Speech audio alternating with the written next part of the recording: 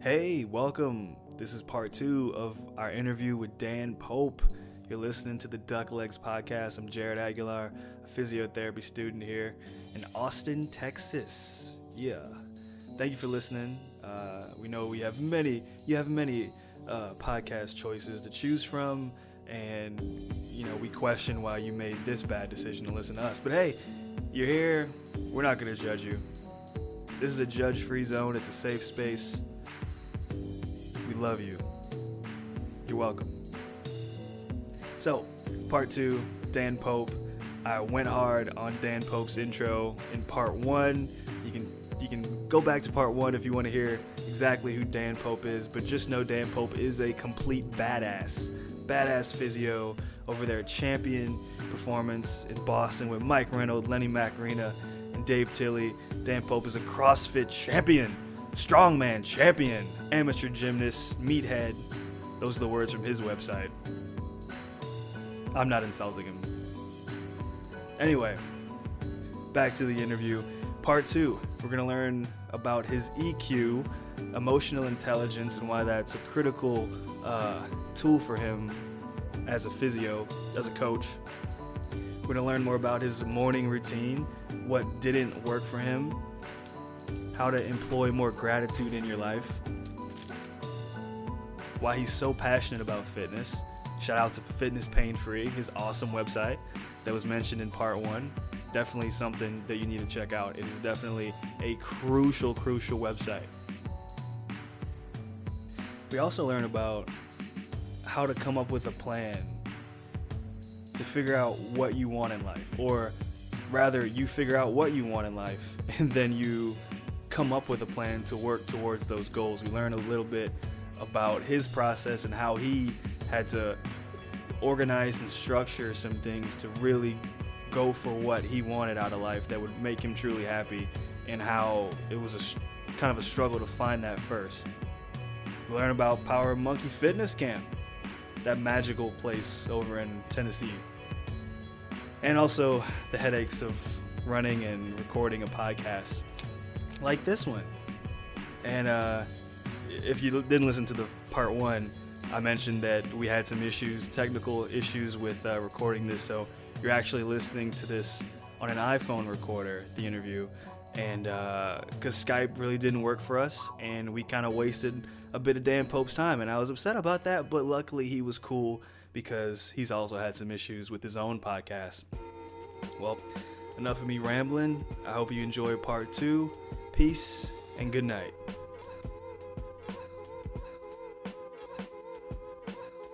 So you're doing more on the powerlifting side of things now. You're trying to get back to those large pulls. You've done so many different styles of training. It's ridiculous, and it's hard for me to imagine like how that actually happens over a lifespan. It's like I feel really I feel like I'm slacking. I need to like embark on way more fitness things. But so what are some methods and rituals that you've tried in the pursuit of health and strength that you were like, that doesn't really work for me, or I need to stop doing this, or I need to modify that? I know on the Fitness Pain Free, you talk about waking up in the middle of the night to down a protein shake or have a meal. Yeah. Well, as far as the fitness side of things, that's pretty much my passion. And there's a gentleman by the name of Paul Chek. He was real big in the fitness realm and nutrition and holistic medicine. And since then, he's been a little less popular. He's gotten more in the spiritual bandwagon, which is all good. He's not as popular in the fitness realm. But one of the things that really, at one point in my life, was that he's devoted his entire life to this. That's the thing that he likes, he enjoys. At nighttime, he's not watching TV, he's reading books. He's waking up early and exercising. He's taking care of his body. That's what he does in his free time. It's what he loves. I was like, you know what? That's an awesome perspective. This guy's really fully devoted himself to this. And I love this stuff, and that's what I find myself doing in my spare time. I want to continue doing this. It was almost like a permission to do this. It's like, okay, great. So, growing up, I just love training. I tried everything, and I grew up on a farm. I brought these like rusty chains to the gym, and we got rust all over the floors to try to bench press and squat because I just read about Westside using this. Yeah. I was doing handstand push-ups on blast straps in the middle of a college gym, and like someone spotted me and we're like rubbing bellies and sweating all over the place. Yeah. We're stacking up all the plates, dude. And the gym is like, you can't do this. I'm like, why can't you do this? Didn't you read this article by Dave Tate? I think that settled it, right? This is what you should be doing. Yeah, I mean, I've been trying. It's come out, for the past 15 years. I want to learn about everything, and I want to try everything and experiment with people. I still write a lot of programming. I do a lot of training. I coach people. I do physical therapy on top of that. And it's all a learning process, and it's been this really cool journey. Man, that sounds so awesome, man. Yeah, same thing goes with nutrition. That's like I said before. I've been trying all different things. Waking up in the middle of the night, trying paleo, calorie cycling, carb cycling. Like you name it, I've given it a shot. And then you kind of find the things that work best for you and your clients and your personality, and run with that. And I think the same thing goes for physical therapy. I've been influenced heavily by a lot of manual therapists. I've been influenced heavily by a lot of people that are more on the strength and conditioning side of things and think manual therapy is the devil, And there's a different blend for each person. The Dan Pope brand has these elements that seem to work well for me. And if someone else, that's similar to me tries those same things, they don't work well for them, they might go to a different form. And at the root of it is probably evidence-based practice, of course. I'm not going to go out there and start doing voodoo, but at the same time, there's definitely things that work better for other individuals that they tend to like more and be able to be a better expert at and become a better therapist and professional because it works well for them. Voodoo Physiotherapy sounds like a great brand. I think that could work. Yeah. Trademark. You guys need a Voodoo PT. I'll sign up, man. Yeah, that sounds good. I'm from Louisiana. It'll work. We can make that happen. There you go. So, I mean, I definitely want to be where Dan Pope's at one day, man. That's awesome. I was just going to say, I think you had wrote a question about this. Were you going to ask a question about like daily rituals and that type of thing? Yeah, I was coming for that next. Yeah. All right, so go for it, man. Well, Mr. Dan Pope, Dr. Dan Pope, sorry. Do you have any morning routines or daily routines that you do every day for you to hone in on that discipline so you can accomplish everything that you like to do in the day? Yeah, I do actually. Oh, funny. You don't have to call me doctor. There's like no one that calls me doctor, I don't think. It does feel good. Yeah. Maybe continue doing it.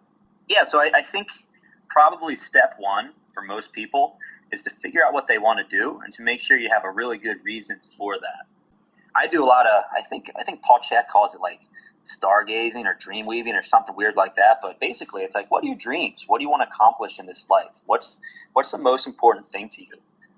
Another thing that really stuck into my head one time was from Craig Ballantyne. He did turbulence training.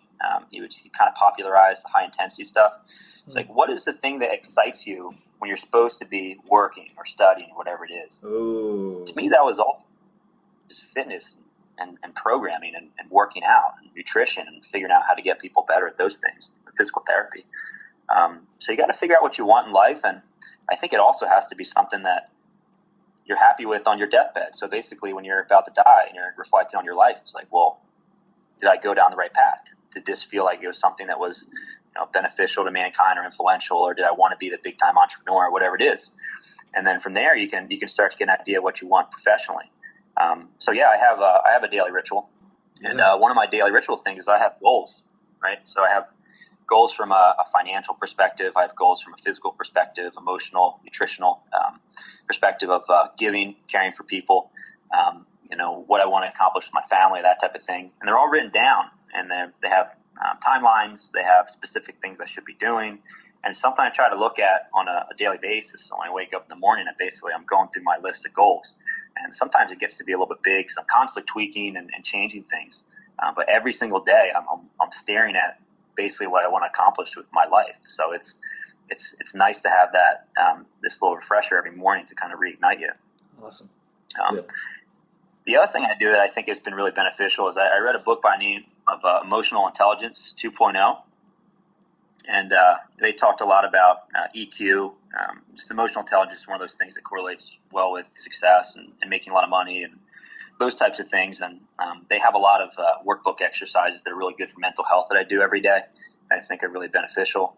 I also have a little gratitude thing I do. So, kind of come up with things that you're gracious for every day. So you set your day off on a good spiral. I think sometimes it's the opposite. So people kind of get stuck in the negativity, and you kind of forget the things that are good in your life and the things that you're working towards. And you can be doing a lot of really cool things, but still feel like you're not doing much of anything unless you're really grateful for it. So with those goals, what I know you said they have different time frames. Are they? Do you have multiple goals, or some of them life goals, or some of them this week, this month?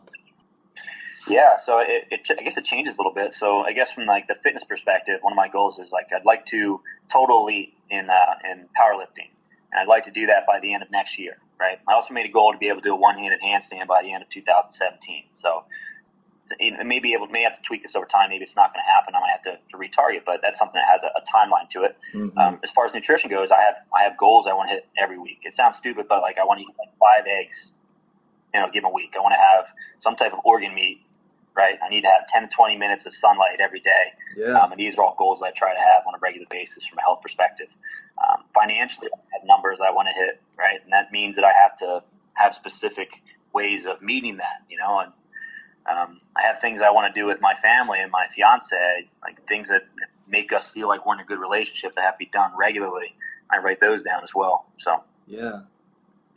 Man, that's a constant theme that I hear from all successful people is like they're like just how Dan's saying, like planning their goals out like that. And also the gratitude exercise that you do every morning. Greg Todd mentioned that as well. Mm-hmm. Like every morning he does the 3 things that he's grateful for. Mm-hmm. Another thing Greg Todd talked about that I like to get Dan's opinion on this is he kind of yelled out at one point, Greg Todd, generally on average physical therapists, for him it seems like have a lower EQ. And I think Dan actually kind of brought that up in a different way in regards to the people that want to get out there and make a big check, and then you're kind of loaded with patience, and then it kind of zaps your EQ a little bit, maybe. Yeah, your ability to care for people. How does your EQ stay so high when you're working with your patients and when you're giving information online?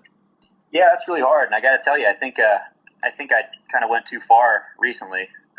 In the sense that I just switched jobs, right? And I used to work for Physiotherapy Associates, and I liked it there. But I was spending a good 50 hours a week there, and then I was also, traveling, speaking, trying to care for people. I was also trying to run my business full time, which takes time and effort, and you're handling emails and doing that type of thing. Trying to train, trying to be a good, fiance, all those things. I think what happens is you get a little bit apathetic, which is tough. So I think the first thing is you have to be able to make sure you're seeing a reasonable amount of people, you're taking care of yourself, making sure you have a little bit of balance in that regard, which is going to be different for every single person, right? The other thing is that you have to figure out ways to stay motivated, right? I read, I learn, I do continuing education. This keeps me really fired up about helping people. And the other part is that even just learning about emotional intelligence, if you're reading books about that, if you're reading books about things like motivational interviewing, things like emotional intelligence, it gets you charged up to try to practice these and just be a better person, Yeah. EQ stuff is so important. And as physical therapists, we don't really talk much about building rapport, establishing relationships, although we know how important it is, but there's no guideline as far as the teaching perspective goes. But I know that when a patient walks through the door, if I can establish immediate connection with that person, it's going to make a huge difference. Oh, yeah. For example, there's a night and day difference between the patient that comes through the door that's just, I found you guys through, my doctor gave me a list and just said, go to whatever. And that patient where I had a physician say, go to this physical therapist. This guy's a man, he's going to be able to help you out. That patient comes through the door, it's got completely different expectations. And it's almost like, the physician put the golf ball up on the tee and you just need to smack at it. Yeah. It just makes it, Awesome. So if you can develop that with patients, it's gonna propel you regardless of what kind of treatment you use for that individual.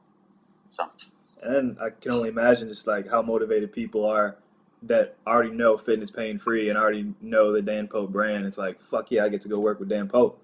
I get to go work with him. Yeah, it does help though if people have the positive expectation that they're going to improve and they think that the person is an expert in front of them. That's huge. I think I had a student that did a PowerPoint presentation one time for our facility. And he was talking about patient outcomes. And one of the most important correlates with patient outcome was the thought that your physical therapist is an expert. So if the patient believes you're an expert, it doesn't matter necessarily how good you are as a therapist. Obviously, it's important from a treatment perspective, but that's going to increase their outcome just by, so it's neat. It's a neat thing to try to work on. Awesome. Awesome. That's great. I like these broad questions that are to the masses. That's something people can take in, and maybe there's not a right answer here, but is there, in your opinion, just real quick, 3 actions everybody should be doing consistently to improve their quality of life? Yeah, so probably trying to get a certain amount of sleep every night. So probably 7 to 8 hours of sleep every night is going to be super important. And then trying to work out most, if not every day of the week, 30 to 60 minutes. Sounds crazy, but that is absolutely enormous, and most people don't do that. As physical therapists, especially if there's a lot of therapists listening to this, it's going to be super important that you take care of yourself. I mean, you're supposed to lead by example, and I can't tell you how many physical therapists I've seen that don't exercise whatsoever. And I think that's important. If you're prescribing exercise every day for your athletes or your patients, whoever it is you're seeing, you got to make sure that you're doing that. And it's only going to increase your health, your mental health. It's going to make you feel better about your own life. It's going to be better for your patients, your relationships. Hell yeah. I guess for the third one, I'll switch gears up a little bit. I think people need to figure out what they want with their life. There's too many people that kind of float through life without ever thinking about what they want to accomplish or what makes them happy or what kind of field they want to work into, and then just coming up with a plan and just systematically kind of going through it and working towards it on a regular basis. That's big. That's going to do a lot for your mental health on a regular basis if you're actually doing what you want to do with your life and accomplishing things that you have goal-wise. Hell yeah. It goes back to the goals every morning, right? Mm-hmm. Yeah, for sure. So finally, we'll bring up the magical Power Monkey Fitness Camp.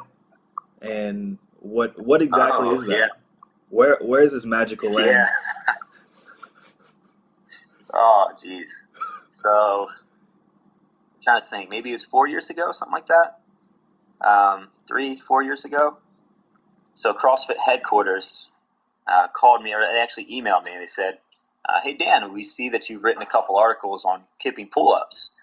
We're doing this thing called CrossFit Offline, or something along those lines. And we wanted you to come out to California and you'd be part of a roundtable discussion on the safety of kipping pull-ups." I was like, "Yeah, that sounds awesome. Yeah. Let's do it." So I went out there, and as soon as I got there, they were like, "You're going to be arguing against Dave Durante, 6-time Team USA Olympic alternate, about kipping pull-ups." I was like, "What the hell? You guys have got to be kidding me. You didn't tell me about this at all." But what ended up happening is Carl Paoli, which is he was a bigger name in CrossFit. He's kind of branched out a little bit. Dave Durante, from that point was head or advanced gymnastics, CrossFit gymnastics coach for a couple years until he started Power Monkey. Okay. Guy by the name of Jacob Sipkin and myself. And the idea is that we're supposed to have opposing viewpoints and we're supposed to argue about this, right, while they tape it. And they're trying to make it a little controversial, right? Yeah. But what ended up happening is that Dave and myself have a lot of points of agreement, and he liked my perspective, I liked him, and I asked him to be on a podcast back when I did podcasts.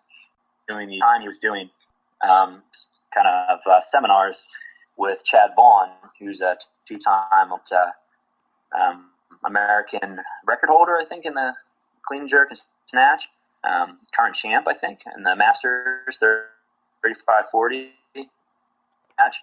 They're doing these seminars that were just 1 or 2 days, and they were all across the world. And it always kind of kicked around this idea of doing these camps, these fitness camps, right? And Dave was like, I want to do this fitness camp, be a week long. We'd have all these great gymnasts there. We'd have a bunch of good Olympic weightlifters there, and people would just hang out, work out. We'd have campfire at night, great food. And Chad's like, "I don't know. It seems like a lot of work. I'm not sure if we can do it." But eventually they decided to. There's a gymnastics camp that Dave Durante's good buddies with the owners, John Roethlisberger and John McCready, in Crossville, Tennessee. It's kind of out in the middle of nowhere. And this first camp, Dave asked me to be a part of it. He's like, "Hey, we're doing this fitness camp. It's going to be a week long, and we're going to have these stations. Would you like to have a station and talk about physical therapy, rehab, prevention, whatever it is?" I was like, "Heck yeah, that sounds awesome. That sounds like a lot of fun." So the first camp we had like the same amount of coaches as campers, so it's almost like a 1-to-1 ratio Yeah. of coaches to campers, and it was like super intimate and really, really cool. And my station was kind of about screening and assessment and getting better positions for snatching, clean and jerk, all that stuff. And then the other stations were about like clean, jerk, squat, snatch, handstands, pull-ups, whatever it is. And it was a week long. So the campers wake up, and then they have breakfast. They can do yoga beforehand if they want.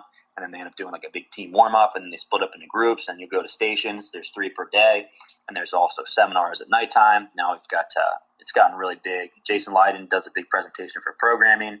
Ben Bergeron comes out and talks. It's gotten bigger and bigger, and it's a lot of fun. It's a fitness vacation where you learn a crap ton. That is crazy. Man, definitely got to go there sometime. Definitely got to. It's definitely worth it. It sounds so magical. It sounds like a fairy tale land. You know? I tell you what, one time, this is like the third or the fourth camp when it had gotten to capacity, when there was a lot of campers there. And this is before they got rid of some of the gymnastics equipment was there, because it's a little bit dangerous to have gymnastics equipment around a bunch of people that are just trying out things. Yeah. So there was Yeah. I remember walking into this giant gym, right? And there's a high bar, and there's a guy just swinging giants on the high bar and doing releases and a whole bunch of flips, right, into a pit. Yeah. And there's people like doing Olympic lifts, right? There's people doing like conditioning. There's like gymnastics going on all around you. There's like Rick Ross playing. There's a DJ there. Yeah. This is like the craziest thing I've ever been a part of. It's the coolest thing, you know? Hell yeah. But yeah, it's a really fun experience, and it's a lot of learning. So definitely think that if you go there, it's going to propel your therapy career and coaching career if you're into coaching CrossFit as well. God. That sounds like the place I want to work. That sounds like the clinic I want to work at, you know? People swinging from ropes, Rick Ross in the background. It's nuts. You know? Pretty cool. Man. And then we got our elderly people doing their thing as well, doing handstands in the back. You know? Yeah. Yeah, I like working with elderly too, man. It's all good stuff. So Hell yeah. it's all fun. Well, Cool. Dan, thank you so much again for bearing with us for 40 minutes as we figure out our audio and video through a platform that we won't say. Don't worry about it. It's okay. Like I said, I did podcasts for a while, and they suck. It's the biggest headache is figuring out if it worked that day. Hoping there's not going to be a problem. Well, So and what was the name of your podcast? Fitness Pain Free, I think. Okay. Fitness Pain Free podcast. I'm not even sure if you can listen to it anymore because I had the podcast going, and I had to pay for a service to host all the podcasts. Yeah. And I think about 5 months ago, I stopped hosting it because I just didn't create podcasts for like a year or so. And, I had a couple people that were pretty upset, and I didn't realize that some of the people were still listening to it. Oh, but, man. I mean, it was too much, and it was money that I was spending every month. So, Did you have a finale episode or anything? You didn't tell people you were quitting? nah, I'll tell you what, I did an episode with Chris Johnson. You guys know Chris Johnson? No. He's a running PT. He's awesome. So if you guys haven't checked out any stuff, I said definitely go for it. But I did one podcast with him, and it was big. It was long, so I split it into 2. And I published the first half of it, and I never published the second half. No. Oh, no. Oh, wow. Sorry, Chris. Yeah, but it was awesome. It was really good. I just gained a lot out of that just talking to him. Yeah. And it's really me a lot, but no one else got to benefit from He it.